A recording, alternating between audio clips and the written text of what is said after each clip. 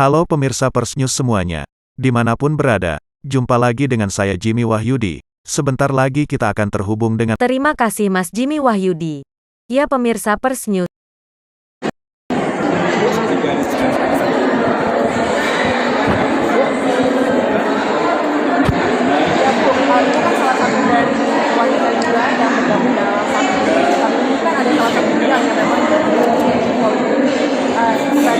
Salah satu yang mencalonkan diri kenapa sih wanita harus melek politik saat itu?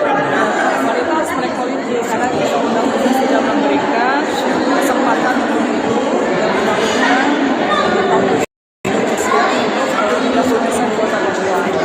kesempatan di sebelumnya karena juga di banyak negara sudah banyak juga memberikan kesempatan untuk dalam kancah politik.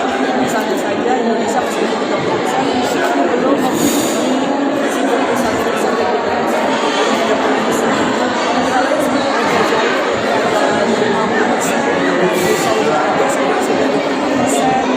Indonesia sedang berusaha memenuhi 30%. Jadi perempuan harus melek politik karena kebijakan semua nanti akan berdampak kepada perempuan. Contohnya saja, kalau bidang pendidikan tentu akan berdampak kepada ibu-ibu, ya. Seperti misalnya kita PJJ kemarin pandemi, pembelajaran jarak jauh, ibu juga karena kebijakan yang kalau tidak berpihak kepada perempuan menyebabkan perempuan juga akan kesulitan. Contoh kemarin misalnya seorang guru harus menjadi guru untuk anaknya dengan pembelajaran jarak jauh, dan seorang guru harus menyediakan konten yang terbaik untuk muridnya, tapi kan dengan fasilitas yang kurang tidak bisa mendapatkan itu. Dengan itu kami yang ada di DPR terus berusaha membuat kebijakan yang pro kepada para kaum ibu maupun kaum perempuan. Makanya sebagai pengguna kebijakan perempuan harus melek politik. Bu, hari ini deklarasi atau mendukung Prabowo Subianto. Kenapa sih Ibu memilih Prabowo Subianto sebagai salah satu bentuk karena Pak Prabowo menjadi tumpuan harapan. Pak Prabowo program-programnya sangat pro kepada rakyat.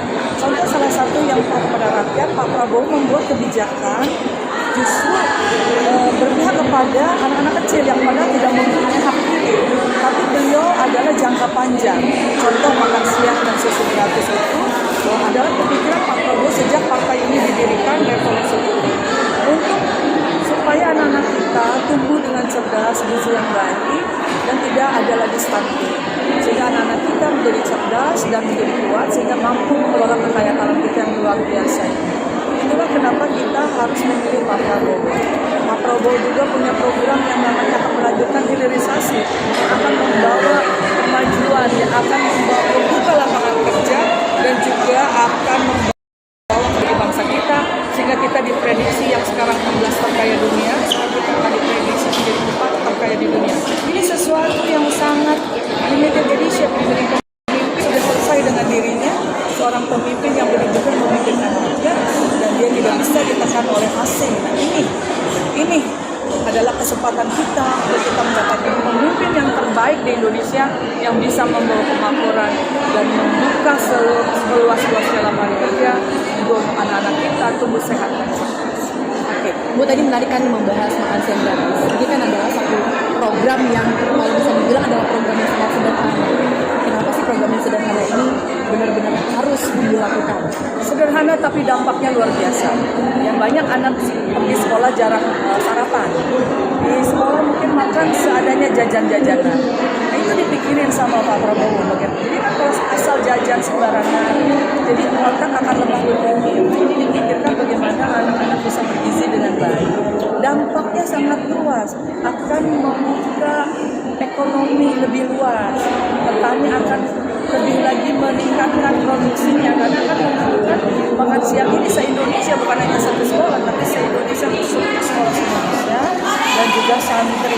Bayangkan berapa juta ton nanti yang akan diproduksi untuk makan siang nanti. Mereka warung-warung di sekitar sekolah untuk bekerja sama untuk menyediakan makanan yang sehat. Jadi bukan hanya sekedar ngasih makan, tapi efeknya akan domino kemana-mana dan akan menggerakkan perekonomian nasional.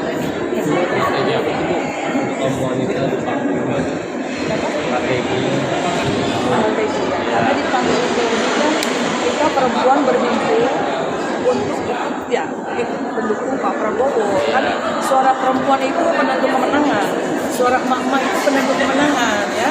Emak-emak bisa mengatur anaknya yang milenial gitu ya. Jadi perempuan ini karena sebagai pengguna kebijakan pemerintah, tentunya perempuan harus ikut serta dalam politik. Harus ada yang mau terjun ke politik. Udah harapan kedepannya pun dengan adakan rakernas ini pun. Harapan kedepannya organisasi